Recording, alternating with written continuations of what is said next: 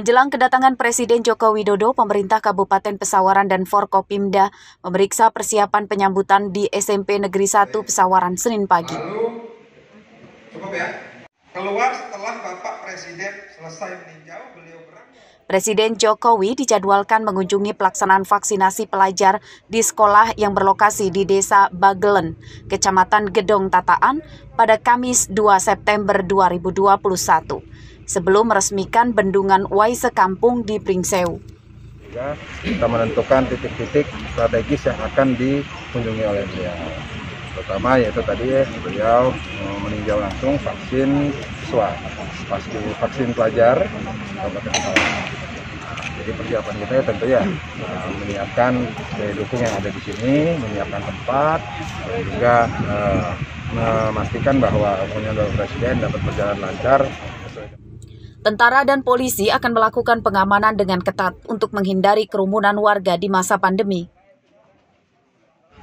Bagaimana dari kepresidenan, staf kepresiden maupun pas pampres ini yang menentukan. Nah nanti secara umum atau khusus dari staf Penporem yang memberikan informasi atau dinas perhubungan. Nanti yang untuk rekan-rekan pers di wilayah Pesawaran bisa nge-link ataupun minta satu atau bagaimana. Juga tentunya nanti kami berkoordinasi kolaborasi dengan unsur dari Kodim, Selatan, TNI, dan juga dari kabupaten tidak ada satu PP, dinas perhubungan, baik kegiatan di lokasi ataupun di rute. Vaksinasi bagi pelajar di Pesawaran tahap 1 akan dilaksanakan di 2 lokasi pada hari yang sama, Kamis besok lusa. Masyarakat diminta segera mendaftarkan anak-anaknya untuk disuntik vaksin COVID-19. Pelaksanaan vaksinasi bagi pelajar tahap pertama, pemerintah Kabupaten Pesawaran menyiapkan 1.000 dosis.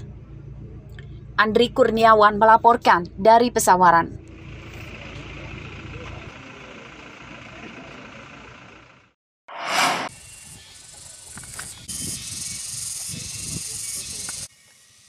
Sejak pandemi melanda Indonesia pada awal 2020 lalu, satu persatu warga Desa Sukamulya, Kecamatan Sukau, Lampung Barat, yang tadinya petani kopi dan sayuran, beralih menanam komoditas jahe. Kini sudah sekitar 65% warganya yang terdiri dari 157 kepala keluarga menjadi petani jahe. Dari lahan seluas 75 hektar, diharapkan dalam sekali panen menghasilkan 500 ton jahe. Mereka memilih menanam bumbu dapur sekaligus bahan obat herbal itu karena sekarang banyak peminatnya untuk membuat jamu penangkal COVID-19. Setiap hari mereka merawat dengan tekun tanaman jahenya yang rata-rata sudah berumur 6 bulan dan sebentar lagi siap panen. Mereka menyiram dan memberi pupuk alami supaya hasilnya bagus. Kalau sekarang 8.000, 7.000. Kalau beli dari petani kadang 7.000, 8.000. Mudah nggak sih Bang itu melihara jahe? Ya mudah kalau jahe. Pihak aparat desa sangat mendukung warganya yang beralih menanam jahe, khususnya jenis jahe gajah. Sebab ada yang berhasil menanam 5 kuintal bibitnya menjadi 10 ton jahe. Kalau mengandelin jahe waktu itu kan umurnya 6 bulan, 9 bulan. Nah, setelah tahun 2020 kemarin, kan melonjak nih harga jahe nih, sampai 25.000. Nah makanya sekarang masyarakat berdendam juga nanam. Meski kini harga jahe terbilang menurun di angka Rp8.000 per kilogram, mereka optimis harganya meningkat pada musim panen depan. Mereka juga tidak kesulitan menjualnya sebab para pengepul datang langsung ke kebun. Rosandi melaporkan dari Lampung Barat.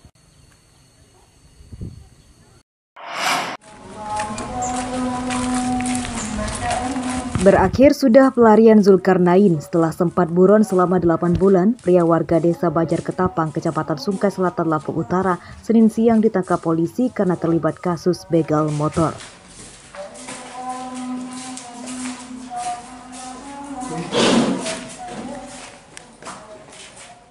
Tersangka ditangkap di tempat persembunyiannya di Serang, Banten.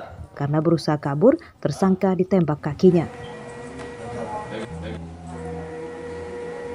Menurut polisi, tersangka terlibat kasus pembegalan motor dengan korban seorang ibu rumah tangga di jalan raya di Sungkai Selatan, Lampung Utara pada bulan Desember 2020 lalu.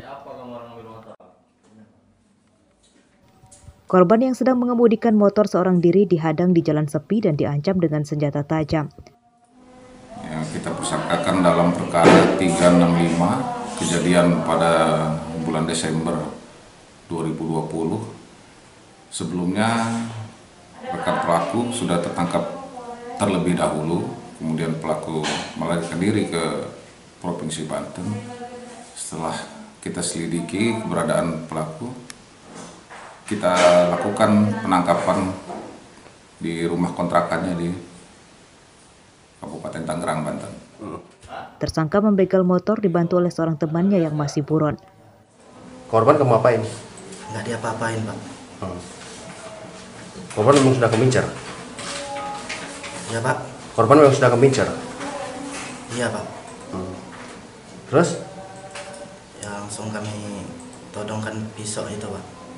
Diadang? Enggak, Pak. Disuruh berhenti aja. Polisi tidak menyita barang bukti karena motor korban telah dijual tersangka. Penyidikan kasus ini masih akan dikembangkan untuk memburu teman tersangka berikut penadah motor. Atas perbuatannya, tersangka terancam 12 tahun penjara. Ardio Haba melaporkan dari Lampung Utara.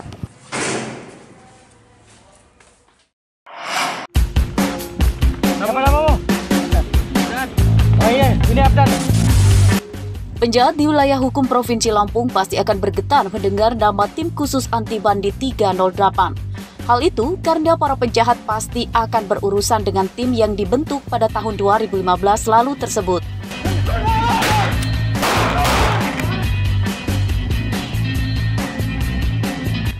Tim yang personelnya terdiri dari Satuan Reserse Kriminal itu dibentuk untuk mengenang tragedi tewasnya seorang personel Brimopolda Lampung bernama Barada Jeffrey Saputra di tangan kawanan begal motor akhir Agustus 2015 lalu.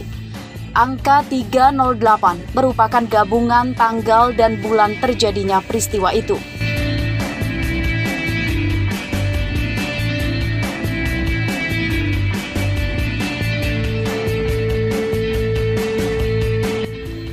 Tekap 308 ada di tingkatan Polda, Polres, hingga Polsek. Keberanian personilnya untuk masuk ke wilayah persembunyian para penjahat mendapat acungan jempol mulai dari pimpinan dan masyarakat.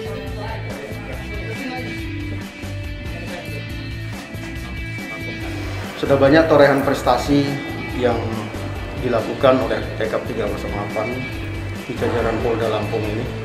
Tentunya kita sangat mengapresiasi kinerja dari Tekap 308 ini. Kemudian kepercayaan masyarakat yang sudah diberikan kepada Polri, pada kami, ini harus diwujudkan.